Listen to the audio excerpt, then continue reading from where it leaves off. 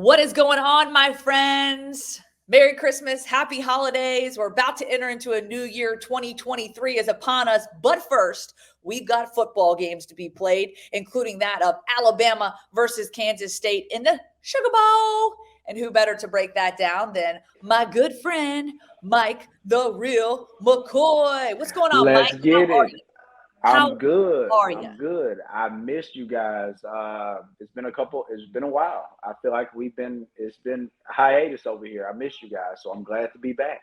I mean, we've pretty much been taking a break as long as Alabama. I mean, I know they're out there prepping, but you know what I mean. We haven't seen you since the Iron Bowl, so it's good to be back. It's good to hang out with you for a bit. We appreciate you. Let's roll into this thing for another episode and a final episode of the 2022 season, head to head.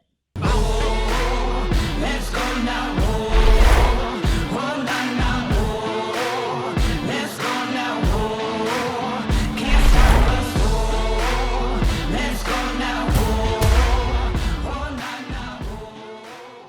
And first and foremost, a special shout out to our sponsor, Alabama Cattlemen's Association, because beef is what's for dinner, maybe breakfast, maybe lunch, and we appreciate them. So big matchup, Alabama number 5, Kansas State number 11, going into this Sugar Bowl game in New Orleans. It's an 11 a.m. kickoff. Alabama obviously also familiar with the Sugar Bowl. How did you get to play in New Orleans a handful of times? I did. Well, not a handful of times. When we played against Utah State, that's when we went down there and got the brace beat off of us. Oh. Sorry, I had to bring that up. My bad. No, honestly, that's why it's tough. I think Coach Saban has raised the standard so much that when they don't play for it all, it's kind of hard to get guys motivated to continue to go out and play for something, a Sugar Bowl. Other than this, it's hard to convince anybody to go fight for a 4th or 5th place trophy. You know, Mike, I'm glad you bring that up because that kind of segues into the first thing I want to emphasize here, because Nick Saban has come out and talked specifically about how much preparation they've been doing and how good the preparation has been. He's pointed to a lot of the good things that they've been doing, complimenting the guys on their intensity, their effort. And he was quoted saying, "This is not something that is not important to us. We have a lot that we can prove in this football game." And I think that's so very true. But to your point, you know, you've got an Alabama team that really is coming off a disappointing season going up against a Kansas State team that's having a historic season. You know, I think that you're kind of dealing with two different personalities with both these football teams, and a lot's going to come down to who wants it more, who's putting in the preparation, who's fighting, and what has Alabama done in these last, this last month essentially to prepare for this? How have they wrapped their head around this and gotten ready? Well, honestly, I don't know. I feel like Alabama has a tremendous amount of distractions going on, being that they had so many guys in the portal. So I'm not sure we can say that these guys are invested in these guys, but that's outside noise. That's some distraction going on. And there's a lot of conversations that need to be had why so many guys are jumping ship. So I guess that's for another conversation. But I know, just thinking about K-State going into this game, everybody wants to beat the SEC teams. They want to just prove that they are just as worthy of being a top-tier team as a SEC or Alabama team. So they're going to give Bama everything that they're asking for. K-State does a good job controlling the ball. They have a solid defense. So Bama is going to have to bring their A game.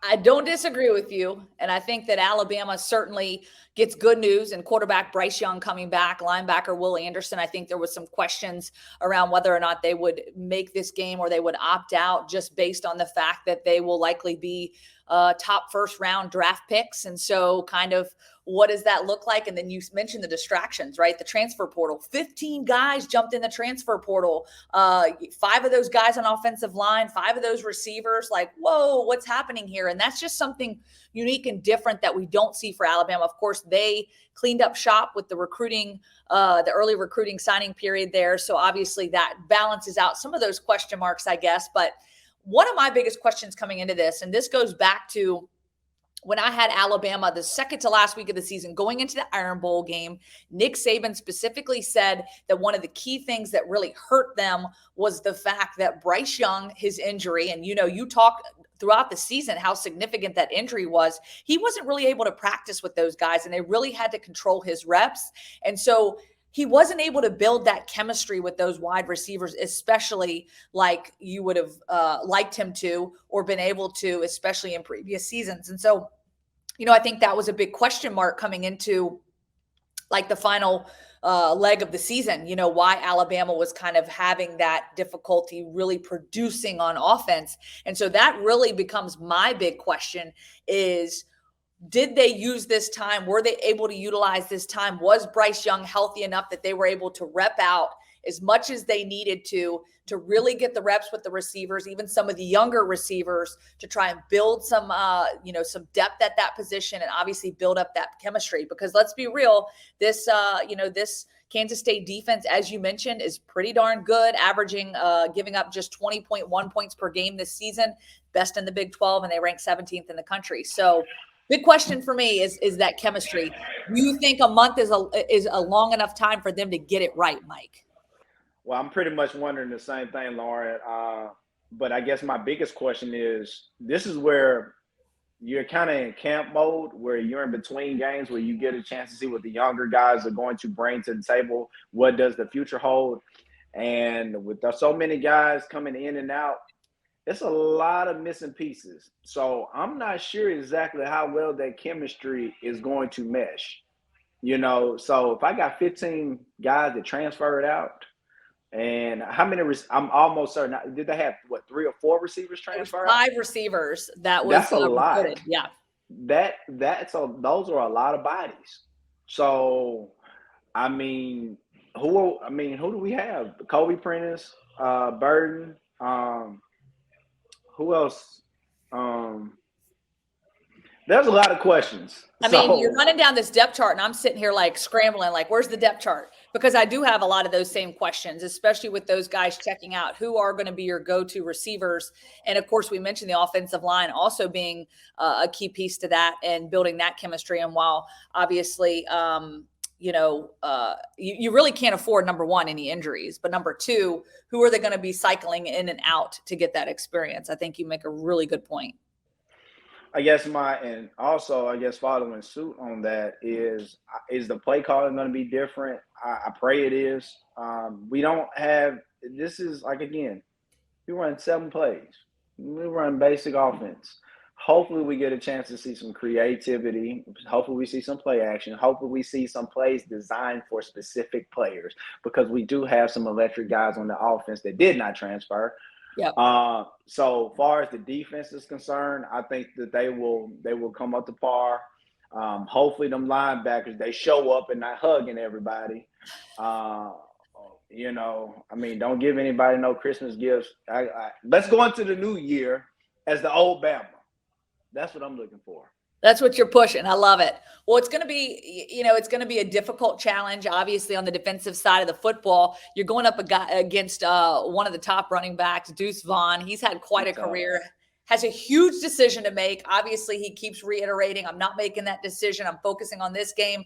That dude's put up over 4,700 yards and 42 touchdowns over the past 3 seasons for Kansas State. Very impressive. And, one thing, it's kind of cool, just kind of pulling the curtain back on Kansas State. He talks about the Sugar Bowl game and that being such a big game, something he watched and always wanted to play in. And he remembers back in the day when Alabama and Ohio State played in that with Ezekiel Elliott. And I'm thinking, oh my gosh, like, I covered that football game. How young is this kid? This makes me feel old.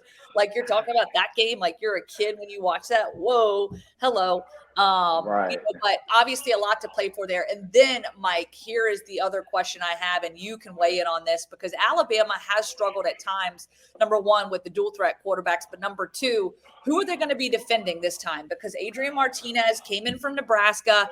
He led this team throughout the season for Kansas State, and then, of course, was injured. Will Howard took over for him, played in 3 games, was the one that led them to the Big 12 championship, being able to overcome TCU, a team that's obviously still playing in the college football playoffs. So The expectation is that Howard will still start this football game, but Adrian Martinez is said to be healthy and ready and available for this football game. So Alabama, are they going to be preparing for 2 quarterbacks? I think the answer to that, probably so.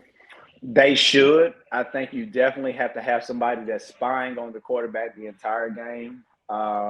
That's going to be key. I think we got to apply pressure. We got to bring pressure the entire morning, because I could say night. The entire morning. It's an early game. I feel like we are some scrubs playing that 11 o'clock game. But I think as long as we apply pressure, I think that Bama will do what Bama does, and that's hold them to limited amount of points. But that running back, like you said, he is all man. All man. I love it. Deuce. 11 a.m. kickoff, 11 a.m. Central Time, early game. And then, of course, we'll roll into the college football playoff games.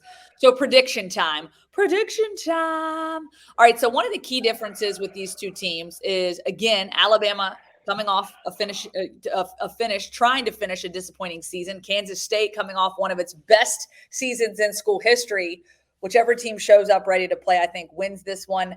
Alabama hasn't played football in a month. You would hope that, again, they've built up some of that chemistry. They've gotten healed. They've gotten healthy. And I just think that Nick Saban, he does what he does best. He's lighting a fire under him. I think the players will have a fire under them. They'll play hard for each other, for one another, for this program. I think Bryce Young gets these guys together. Will Anderson, let's go. We'll see some new faces too, which I think is always fun, up and comers, just to see what Alabama's going to dial up and maybe what the future ahead sort of looks like. I'm going to pick Alabama in this one. Final score 37-27. What you got? You just unpacked a lot of can of worms. You just opened a can of worms there. Bama seems to struggle in Louisiana. And I'm going to attribute that to Nick Saban's. I think somebody threw something out there. We do have on the Sugar Bowl. So I'm going to go 28-21 Bama. Oh, I thought you might be going in the other direction. You teed it up. I was like, Nah.